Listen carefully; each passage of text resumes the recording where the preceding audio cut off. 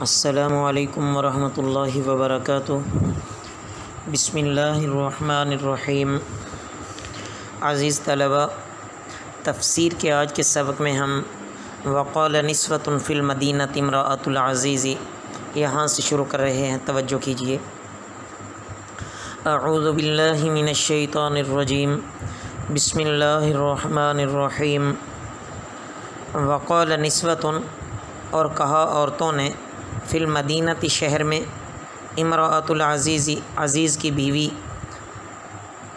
تراود پھسلا رہی ہے، فتاح اپنا غلام، عن نفسہ اس کے نفس سے، قد شغفہا جگہ پکڑ گئی ہے، حباً اس کی محبت، انا لنراہا بے شک ہم اسے دیکھتی ہیں، فی ضلال مبین کھلم کھلا گمراہی میں۔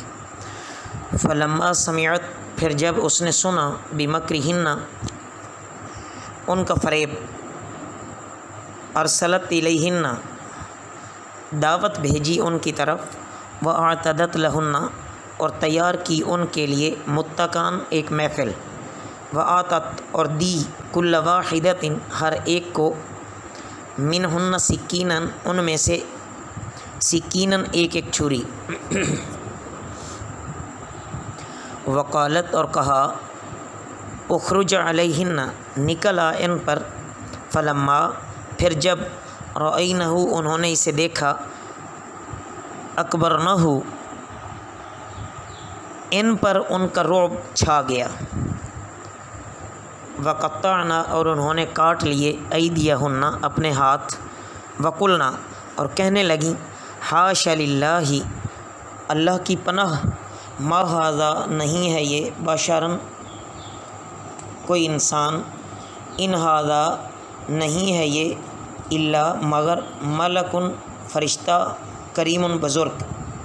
قالت وہ بولی، فذلکن سو یہ وہی ہے، الذی جو کہ، لمتننی تم نے ملامت کی مجھے، فیہ اس کے بارے میں، ولقد راودتہ اور میں نے اسے پھسلایا، عن نفسہ اس کے نفس سے، فاستعصم تو اس نے بچا لیا، ولئن لم اور اگر، ولئن لم یفعل اور اگر اس نے نہ کیا، ما آمرہ جو میں کہتی ہوں اسے، لیسجنن البتہ قید کر دیا جائے گا، ولیکون من الصاغرین اور البتہ ہو جائے گا بے عزت لوگوں میں سے۔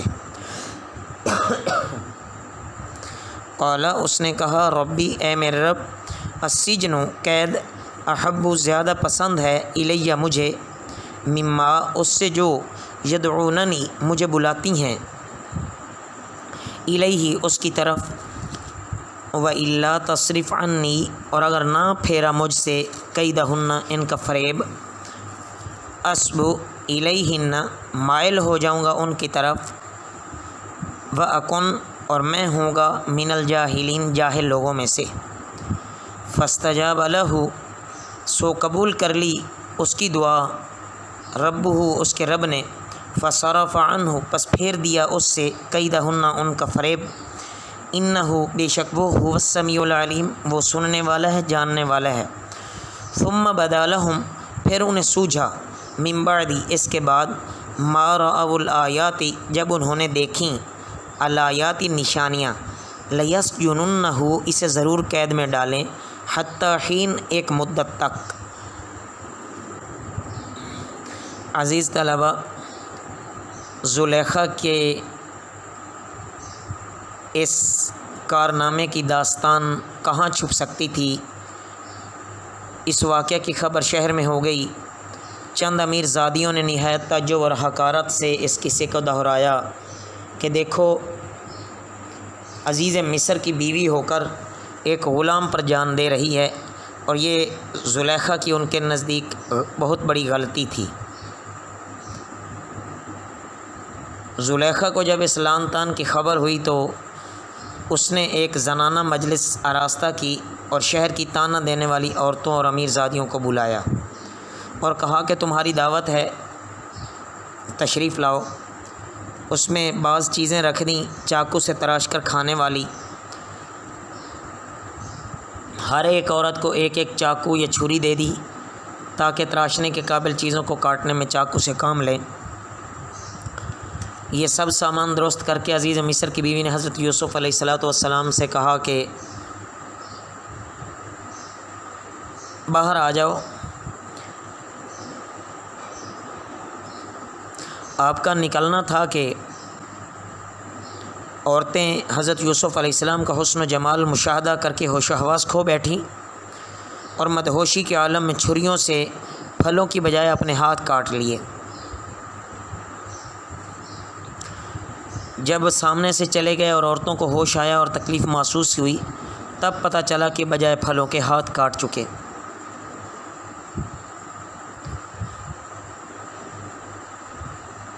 اب زلیخا کو موقع ملا، اس نے کہا کہ جس کے بارے میں آپ مجھے طعنہ دیتی تھی نا وہ یہ ہے، لیکن اب میں صاف صاف کہہ دیتی ہوں کہ اگر اس نے میرا کہا نہ مانا تو یہ ذلیل ہوگا اور جیل میں ڈال دیا جائے گا۔ گویا زلیخا نے جب ہر قسم کی ترغیب اور لالچ کی انتہا کر دی، دھمکیوں سے مرعوب کرنا چاہا، لیکن حضرت یوسف علیہ السلام کو اللہ رب العزت نے محفوظ رکھا۔ حضرت یوسف علیہ السلام نے اللہ رب العزت کی بارگاہ میں درخواست کی کہ اے میرے رب مجھے ان کے مکر و فریب سے بچا لیجئے، اگر اس سلسلے میں مجھے قید خانہ بھی جانا پڑتا ہے تو میں قید کو اس معصیت کے ارتکاب پر ترجیح دیتا ہوں۔ اگر آپ نے میری دستگیری نہ فرمائی تو ڈر ہے کہ بے عقل ہو کر میں ان کے فریبوں میں آ کے ان کی طرف جھک نہ جاؤں۔ اے باری تعالیٰ، تجھ سے مدد طلب کرتا ہوں اور تجھ پر بھروسہ کرتا ہوں۔ اللہ رب العزت نے دعا کو قبول فرمایا اور حضرت یوسف علیہ السلام کی عصمت و عفت پر پوری طرح ثابت قدم ان کو رکھا۔ حضرت یوسف علیہ السلام کو ایک مدت تک قید میں رکھے جانے کا عزیز مصر نے بھی فیصلہ کر لیا تاکہ لوگوں کے دلوں سے یہ باتیں ختم ہو جائیں اور یہ چرچے بند ہو جائیں، اور یہ عورت کی بدنامی بھی زائل ہو جائے گی، اور دوسرا ایک مدت تک یوسف علیہ السلام اس کی نظر سے دور رہیں گے۔ تو اس طرح یوسف علیہ السلام کو قید خانے میں بھیج دیا۔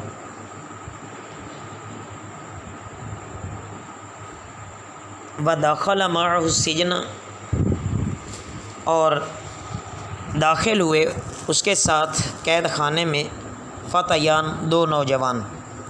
قالا، کہا ان میں احدہما، ان میں سے ایک نے، انی ارانی، بے شک میں دیکھتا ہوں، اعصر، میں نچوڑ رہا ہوں، خمرن، شراب۔ وقال الآخر، اور کہا دوسرے نے، انی ارانی، بے شک میں دیکھتا ہوں، احمل، اٹھائے ہوئے ہیں، فوق راسی، اپنے سر کے اوپر، خبزن، روٹی، تاکل، کھا رہے ہیں، الطیر، پرندے، منہ، اس سے۔ نبئنا، ہمیں بتا دیجئے، بتأویلہ، اس کی تعبیر، انا نراک، بے شک ہم تجھے دیکھتے ہیں، من المحسنین، نیکوکاروں میں سے۔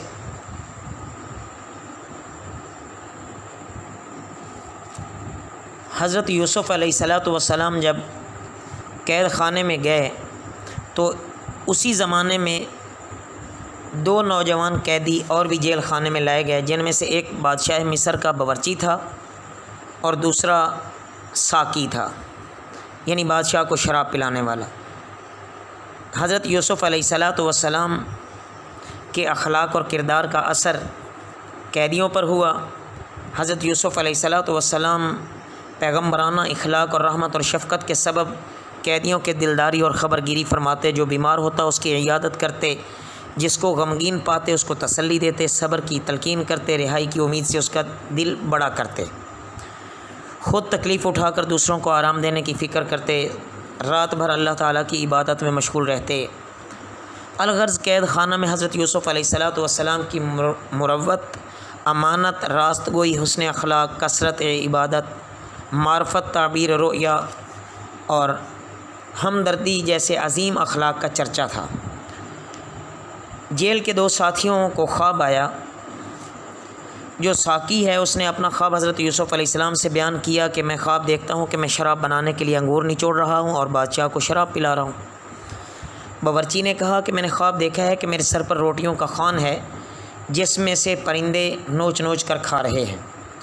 انہوں نے یوسف علیہ السلام کو بزرگ دیکھ کر ان سے عرض کیا کہ ہمیں اس کی تعبیر بتائیں۔ تو عزیز طلبہ، اللہ رب العزت ہمیں بھی اپنے انبیاء کرام اور رسول صلی اللہ علیہ وسلم کے اسوہ حسنہ کا کوئی ذرہ نصیب فرما دیں، تاکہ ہماری دنیا اور بھی سدھر جائے اور ہماری آخرت بھی سدھر جائے۔ وما علینا الا البلاغ المبین۔